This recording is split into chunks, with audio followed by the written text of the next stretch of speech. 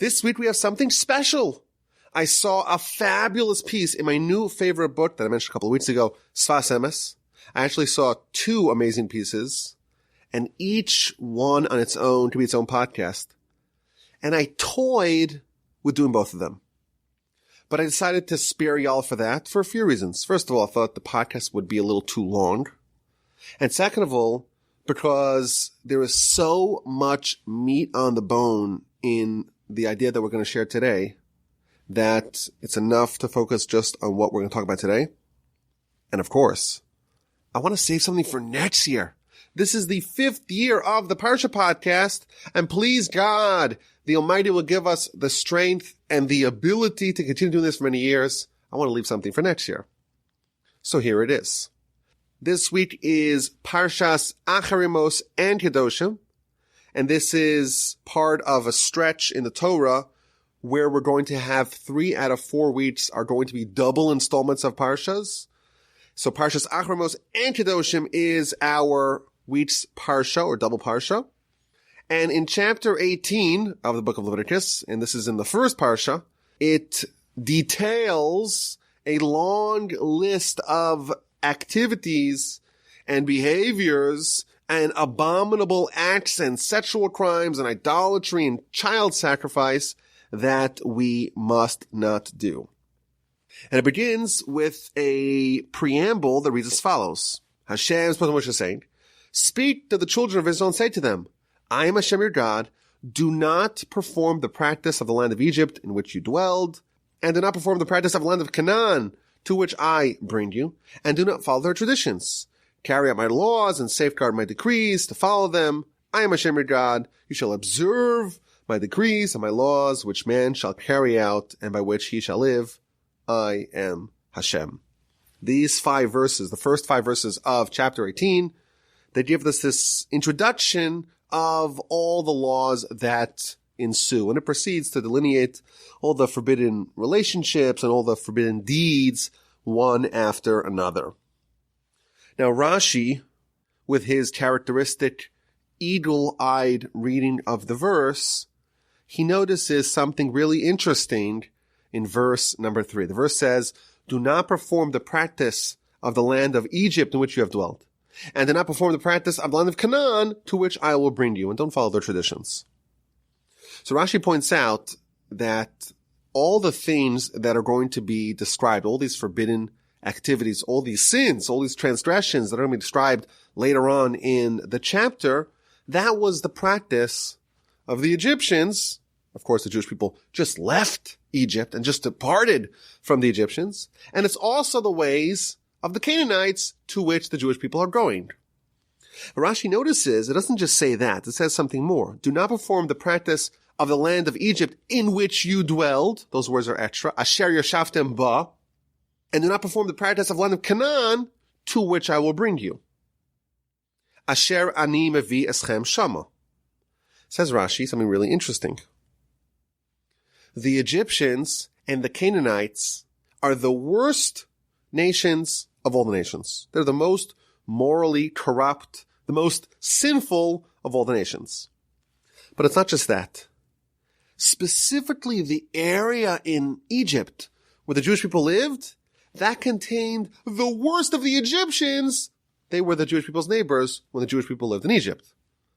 And then in Canaan in general, along with Egypt, it's the worst nation of all. And the specific area in which the Jewish people are going to live, that contained the worst of all the Canaanites. And therefore the verse says, do not perform the practice of the land of Egypt in which you have dwelt, i.e. the area specifically where you have dwelled, and don't perform the practice of the land of Canaan, to which I will bring you, specifically to the location where you are heading towards. That's what Rashi says here. And it's kind of an amazing idea that the most corrupt and morally deficient nations of the whole world, they were precisely the nations that our people lived in their proximity. And not only that, specifically where we lived, that contained the worst of the worst. That is where the most evil and the most sinful people lived right as neighbors to us. And this, of course, creates a stark contrast. We have our nation armed with Torah and supposed to be at least the most moral and righteous and upstanding of the nations. And we're always going to be placed next to the worst of the worst, the Egyptians and the Canaanites, and not just any ordinary Egyptians or Canaanites. Oh no, the worst of the Egyptians and the worst of the Canaanites, the people that embodied the sins delineated in chapter 18, those are our neighbors. And the Midrash here adds some color to this insight. The Midrash says that the Almighty tells Moshe, go tell the Jewish people, when you were in Egypt, you were akin to a rose amidst thorns. You have a beautiful rose, the most beautiful of all the flowers, and the stem, of course, is covered in thorns. And now, continues God to Moshe to tell the Jewish people, now you're entering the land of Canaan. Again, you should be similar to a rose amidst thorns. And be certain that you do not adopt not the characteristic, not the behavior of the Egyptians, and not the characteristics or the behaviors of the Canaanites. So this is the idea here featured as an introduction to all the forbidden behaviors and relationships and deeds and sins that are delineated in chapter 18. The introduction is, this was the practice of the Egyptians, who were your neighbors, and this is the practice of the Canaanites, who are going to be your neighbors. And the question could be raised, why, indeed, are we always placed near the absolute worst of the worst nation, and the worst sect among those nations? And what is the lesson behind this phenomenon? So I want to read you a piece in the Sfas Emes, and this is characteristically short, 193 words, but as usual, he's just dropping bombs one after another. Each sentence is a new insight, a new idea. I want to read it, go through with it, and then we're going to unpack it, because by my count, there are at least 8 life-changing insights packed into this short piece. And he says that the idea behind this is that always the Jewish people always face resistance. There's always headwinds facing us, challenging us, and stopping us, or preventing us, or creating an obstacle for us to overcome. And that's why we were created, to fix all these places.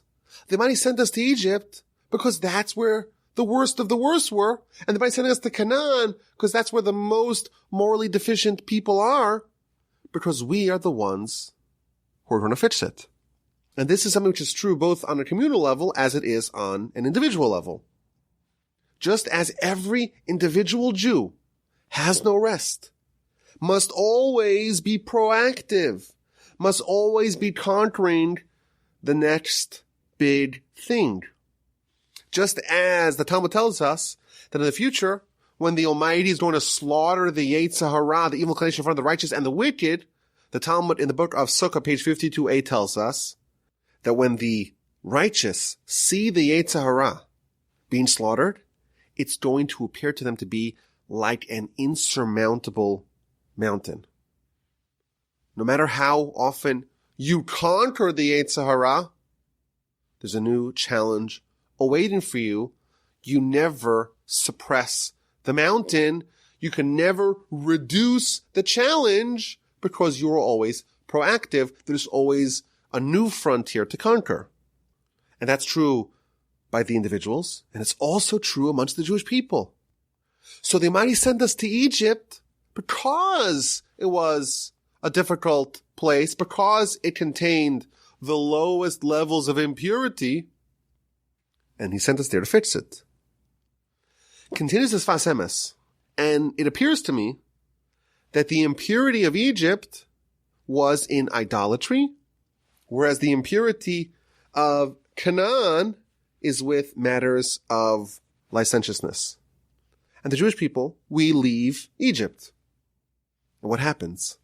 On a spiritual level, that is equivalent to us overcoming the great challenge that was living in proximity to the Egyptians. And what happens when we leave? We've overcome this great challenge. Well, that is going to yield a great benefit as a result. And therefore, we leave Egypt, and right away, we get the Torah. The Torah is like the reward for the overcoming, for the successful conquest, the spiritual conquest of perfecting or fixing the flaws, the maladies that were present in the land of Egypt. We conquered that goal. We achieved that mission. And then he says, okay, here's your reward. Here's Torah. And then we get to Canaan, and we're successful or moderately successful in that conquest. And we earn the land of Israel, and we earn the Holy Temple. And then he points out that the conquest of Egypt was a complete and permanent one, while the conquest of Canaan was incomplete. In fact, if you look at the book of Joshua and the book of Judges, they didn't fully conquer Canaan. There were some pockets of resistance that remained, and that's indicative on a spiritual level that the mission, the mission Canaan, so to speak, to perfect it from its flaws, that was not completed. Whereas the mission of Egypt, whatever we needed to accomplish in Egypt, it was done in totality. It was done by Moshe, and therefore the gift, so to speak, that we get as a result of Egypt, because the conquest of Egypt was complete, therefore the gift was also complete and was also permanent, and it endured. So the Torah endured. We never lost the Torah. Whereas the conquest of Canaan, that mission was not completely finished, and therefore the temple that we got as a result, it was not permanent either. It was not complete, and the temple was able to be destroyed. And then he adds that in the war of Sichon and Og, which we talk about in the book of Numbers and the book of Deuteronomy, that conquest, that related to a third sin, namely that of murder. And we know that there are three cardinal sins for which we must forfeit our lives to not transgress: idolatry, adultery, and all the related sins, licentiousness, promiscuity, and of course, murder. And these three biddies, the three cardinal sins, they correspond to Egypt, Sichon and Og, and of course, Canaan. And then he tells us something fascinating, and I'm going to repack this all together. It's going to make sense because he's speaking very quickly in short little bursts, and we're going to really unpack it, hopefully, in just a little bit. Then he says like this: today, we are in what's called the exile of Edom. Edom, that's the last frontier. Egypt, we finished. Canaan, we finished. Sichon and Og, we finished. And now we have the last conquest, and that is that of Edom, which is Esav. And the sin that corresponds to this current and final challenge, that is the sins of senseless hatred from one Jew to another, and lashon hara, evil talk. And these sins, we're told, are equal to all three cardinal sins, because this kingdom is equal to all three other kingdoms. Thus concludes this amazing piece in the Sfas Emes. And let's unpack it. And like I said earlier, there are 8 distinct ideas that he mentions in his piece. So the verse tells us that we must not act not like the Egyptians and not like the Canaanites, because they were the worst. And they were the ones who really embodied these sins. And the Sfas Emes tells us idea number 1 is that we will always face resistance. The defining characteristic of our people and us as individuals is that we have resistance. We face challenges. We have missions to accomplish. We'd love maybe to have the easy life, but you know what? It's too late. I'm sorry. The ship has sailed. We should even say that Abraham's primary achievement is that he set us on an irrevocable course to greatness.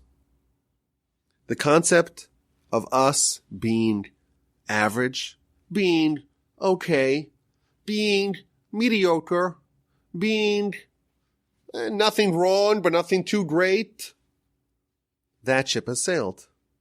Mediocrity is impossible. God told Abraham, your descendants will be like the stars of the heaven and like the sand of the beaches of the land. And of course, the simple interpretation is that we're going to be very numerous. And there's so many billions and trillions and gazillions and sextillions of stars. And there's so many just billions and trillions and sextillions of granules of sand. We too, likewise, are so numerous. That's a simple interpretation. But another idea here is that we are either going to be great or we're going to be totally forgettable.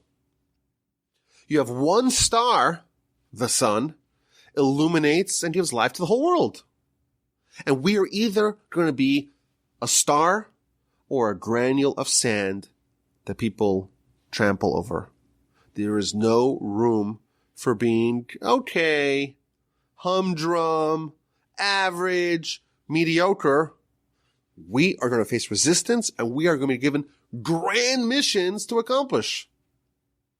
And what's that mission? Idea number 2. We were created to fix the world. The Almighty says, okay, if there's a problem here in Egypt, let me drop the Jewish people there. Go fix it. You're done. Now it's time to hustle you over to Canaan. Along the way, maybe you'll encounter Sichon and Og, but you move from mission to mission. And the mission is to fix the world. We say in the Aleinu prayer, Litakein olam b'malchut shakai, to fix the world with the kingdom of God. That is what Abraham started, and that legacy continues in his descendants. And idea number 3 is that our presence in a certain area, in a certain nation, in a certain people, in a certain locale or a region, the objective of that is to fix whatever that place's problem is. It's our job to fix it. Egypt was a place of idolatry, and that was a very difficult challenge, and we were placed there. And the spiritual conflict, the spiritual challenge that we had to face and endure and to overcome in Egypt was to rid the place of idolatry. And we did it. And thus we were able to conquer idolatry. And we were given Torah as a gift, as a payoff once we left Egypt. This is a really intriguing idea. We know that the Jewish people remained an independent people in Egypt. We've spoken about this in the past. They didn't change their names. They didn't change their clothing. They remained distinct. Yet we're told that the Jewish people were sent to Egypt and they fixed Egypt. Egypt had a fundamental spiritual flaw, and we came and we remedied it. How exactly did our presence change things? It's not like we interacted with them or we assimilated into them and changed them from within. What is the mechanism, if you will, of us being in a certain place and changing things? This, of course, is an interesting question to ponder. And the Kabbalists talk about the concept of gathering sparks, cleaning it up and moving on, whatever that means. As everyone knows here, I don't really know anything about Kabbalah. We just talk about a very superficial surface level. But I think one of the ideas here is that we have no idea what happens when we improve ourselves? What happens when a human says, I want to get closer to God. I want to focus on my soul. I want to do good and improve and fix. One person can drag the whole world with them. We could be a star. How many stars does planet Earth need to have light and to have vitality and to have warmth? Only one. The Jewish people were told that we could be a star. You could be a star, and one person can change the entire world. Jacob, the founding father of the Jewish people, he emanated such holiness that when he lies down, in, of course, the story with the ladder going up to heaven, so Rashi there says how the inanimate rocks were all jockeying to be able to support him. And the idea here is that Jacob was such a force, a beacon of holiness, that permeated his entire surroundings. The rocks that are just dead rocks, they became spiritual. One of the fundamental beliefs of our religion is that one person can change the world. And the way you do it is just by your presence. If you fix yourself, if you transform yourself, if you make yourself into a perfect person, you will fix the world. You will be like Jacob, like the sun, and you could illuminate the whole world. Jewish people are in Egypt, and the force of their holiness permeates the entire surroundings, transforms it, fixes it, and now that mission is accomplished. That box has been checked off. It's time to move on. It's time to collect our spoils, get the Torah, and move on to the next challenge. And this is true, idea number 4, on an individual scale and on a national scale. The Jewish people, they are the most powerful nation of all, and therefore they're given the most difficult challenges of all. We're given Egypt, we're given Canaan, the most difficult challenges. And that's true also on an individual level. Every individual is likewise tasked with challenges fitting his or her mission. And then idea number 5. There is no rest for the weary. You finish one challenge. You want to maybe take a victory lap, celebrate it. That's great. Celebrate it. Go to Sinai, get the Torah. And now it's time to move on to the next challenge. We go from challenge to challenge. The Jewish people are a scattered nation. We are an itinerant nation. We go from place to place. And the reason why we go from place to place is because we are signed up. This is what Abraham signed us up for, against our will. Challenge accepted. It's too late. Our national mandate and mission is to fix the whole world. So when you fix a certain area, you fix Egypt, it's time to move on to Canaan, and so on. And then you go to Poland, and then to Russia, and to France, and to Germany. Oh, it's time to make your pivot to go, I don't know, to Iraq, to Spain, to Tunisia, to all these other places in the world. Our influence must be everywhere. When we complete a mission in one place, the Almighty manipulates the circumstances to bring us to our next area of challenge, to our next frontier.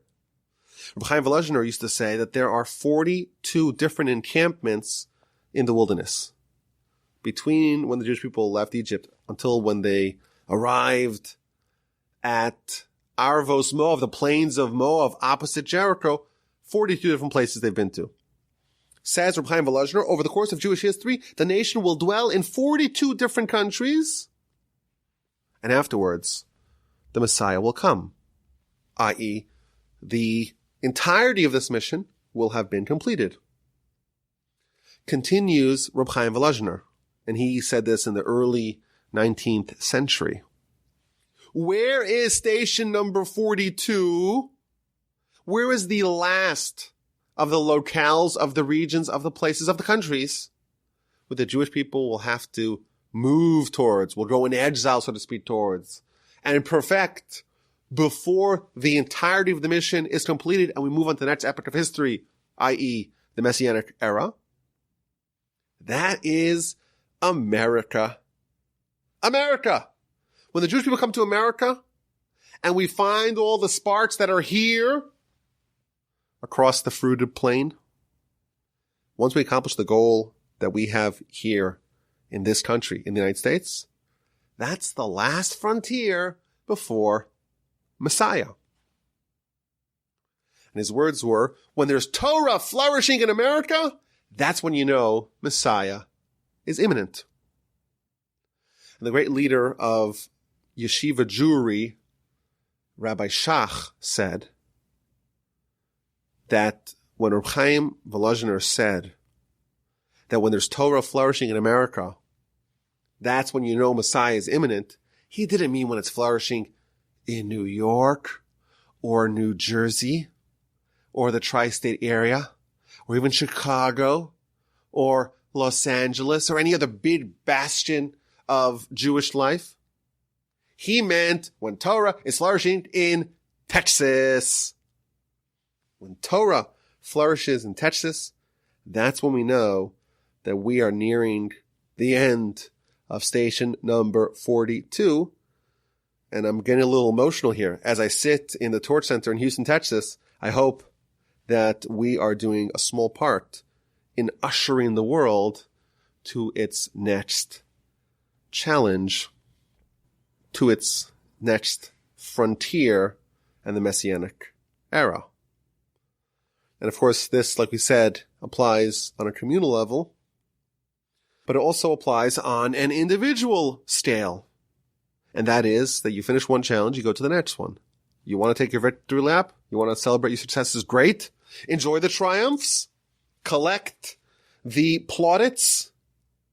But we have to remember that we are here to work. And we must not slip into a passive mindset. In our spiritual lives, there's no such a thing as retirement. You know, Nobel Prize winners, their productivity and creativity dips after they get the reward. And the likely reason for that is because that signals a change in mindset. You've done it. You've accomplished whatever it is that you're here to accomplish. And that's a terrible thing. Because once you transition to a mindset of passivity, you start basking in the glory of yesterday's accomplishment. You say, you know what? I conquered Egypt. That's it. I'm done. You're leaving so much work and so many accomplishments undone on the table because you have checked out. That's big idea number 5, no rest for the weary. We go from challenge to challenge. Big idea number 6 is that each locale has a different kind of challenge. The nature of the challenge in Egypt is that of idolatry. You fix that, you collect the sparks, you move on. You have Sichon and Og, and the challenge there is murder. You go to Canaan, and the challenge is licentiousness. You go to Edom, i.e. the current challenge, that encapsulates all. It's this amalgam of the 3 cardinal sins, the baseless hatred, and the Lashon Hara. There's an amazing Arizal on why we cannot move back to Egypt. And he says this point. We were sent to Egypt to gather up those sparks to accomplish the spiritual goal, to overcome the spiritual challenge of Egypt. And when we left, when we finished, we left with great wealth, i.e. we cleaned house, and we took all the benefits of Egypt, we gathered them up. We fixed whatever needed to be fixed. And there's nothing left there to be done. And therefore, says the Arizal, we were commanded to never return to Egypt because a Jew doesn't belong there. You go back to Egypt, that signals that you want to go revel in past successes. It's done. There's nothing left for you to do there. The mission was accomplished. It was done by Moshe, of course. It was done perfectly. There's nothing left for a Jew to seek out in Egypt. Whatever it is that we need to do there has been accomplished, And now we must move on to the current challenge. Concludes the Arizal when the Jewish people gather the sparks, which we translate as fix the problems of all 70 nations. Then we arrive at the Messianic era and we transition to the next epoch of history. Big idea number 7 is that the conquest of each challenge yields a payoff that is commensurate to the challenge itself. After Egypt, we got Torah. After Canaan, we get the temple. And of course, you imagine, after we finish the current challenge, Edom, we get Messiah and all that comes with that. And finally, idea number 8 is that the conquest of Egypt under Moshe was total, and therefore it was complete, it was permanent. We mustn't go back there. And this is an important motif that we see in many places in Jewish philosophy, that whatever Moshe did was complete. He gave us the Torah. He brought the Torah down from heaven. The Torah will never be forgotten. He built the Mishkan, or he oversaw the construction of the Mishkan. The Mishkan was never destroyed. The temples were destroyed, but not the Mishkan. And this is very relevant to the whole back and forth that we read about in the book of Deuteronomy about Moshe wanting to enter the land and God saying, no, you may not cross over the Jordan. One of the central components of that equation is the fact that whatever Moshe did was complete and permanent. And thus, had Moshe led the conquest of Canaan, the Jewish people would never lose it. And that was something that the Almighty said cannot happen, because there's going to come a point in time where the Jewish people are not going to deserve it, and it's going to be the right thing for them to be exiled from the land. But if they conquer the land under you, everything that you do is complete and permanent, and they'll never be able to lose it. What a fantastic piece. Again, I'm developing such an affinity for this book, for the Sfas Emes. Every piece is just jam-packed with gold. And there's no fat on the bone, as we say. It's just amazing. And it's written so tersely, so succinctly, just an absolute pleasure. So what's the lesson for us? I think the lesson is that this is really the story of the Jewish people at large, but it's also the life of every individual. The Jewish people are placed with the Egyptians the worst, the Canaanites the worst, because that is a challenge that you could do. The greater your capacity, the greater the challenge that you will be given. The Talmud tells us, this is in the same place in the Talmud that we mentioned earlier, the book of Sukkah, page 52a, Kol hagadol mechavero yitzro gadol himenu. Whoever is greater than his fellow has a greater yetzer hara. The greater you are, the more potential that you have, the greater the challenges that you are going to be given. As Jews, we know that we are Navy SEALs. We are the Almighty's all-stars. The most difficult missions are given to us. You have hard challenges, but that's precisely because you were designated and designed to be great. This reminds me of the great JFK speech in Houston, where he said, "We choose to go to the moon in this decade and to do other things, not because they are easy, but because they are hard." Forgive my Boston accent. Because that goal will serve to organize and measure the best of our energies and skills. Big ambitions, big dreams, big accomplishments must pass through the crucible of big challenges, of stiff resistance. Putting a man on the moon is hard.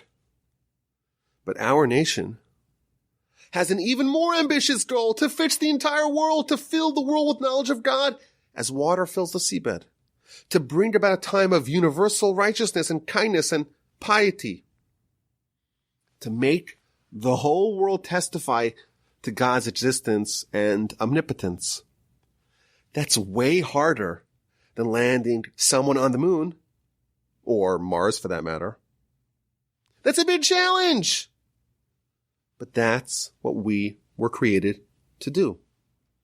And we are given that challenge because we can do it. And that's a national mission. But each one of us individually, we have a slice of that collective national mission.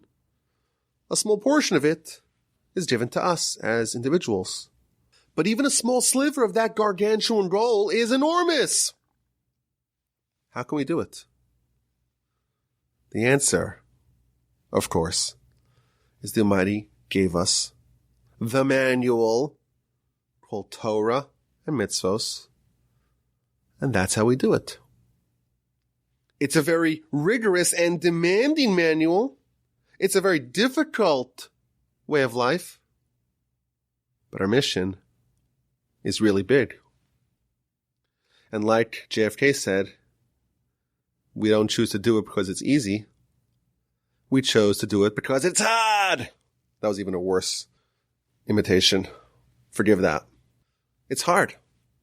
And that's why we were given it. But we must be encouraged by the knowledge that to the degree of the effort and to the degree of the challenge, that is the degree of the path that comes afterwards. Had we not been through the crucible of Egypt, there's no way to get the greatest gift of all. We would not have gotten the Torah. And when you finish one challenge, you move on to the next one. Our mission ends when we turn in the keys after 100 years, after 120 years, after 150 years in this world. That's when we're done. It's hard. Congratulations. The Almighty believes in you and gave you the most difficult of challenges. It seems insurmountable. That is the greatest testament that you have been endowed with unusual, uncommon abilities. Greater people are given bigger problems and bigger challenges. The best detectives are put in the most difficult cases. If you have a difficult problem, if your mission seems to be particularly difficult, you must know for sure that you are extremely gifted and that the Almighty expects a great deal of you. Good luck with your mission. Okay, let's get to this week's A and Q. Answers and questions. And here is this week's question. Chapter 18, the aforementioned chapter 18, tells us about a very long list of forbidden relationships that are prohibited. These are the ways of the Canaanites. These are immoral, improper, prohibited for us. And the Ramban here, he talks about how there are 36 prohibitions that carry with it the punishment of kares, of being disenfranchised and cut off from the Jewish people. And many of those 36 are sexual crimes. Moreover, the Ramban again calculates that there are 16 different capital crimes of the sexual nature. Whereas if you look at the forbidden foods, there's no forbidden foods that carry with it capital punishment. And the reason for it, says the Ramban, is because this area of sin is so repugnant in the eyes of the Torah, and therefore it's treated so severely. And he quotes the Talmud that says that the God of these people, i.e. the God of the Jewish people, hates licentiousness. And that's why it carries, or this class of sin carries, such harsh penalties. And here's this week's question. Why, indeed, is it so bad? After all, if you're dealing with consenting adults, no one really gets hurt.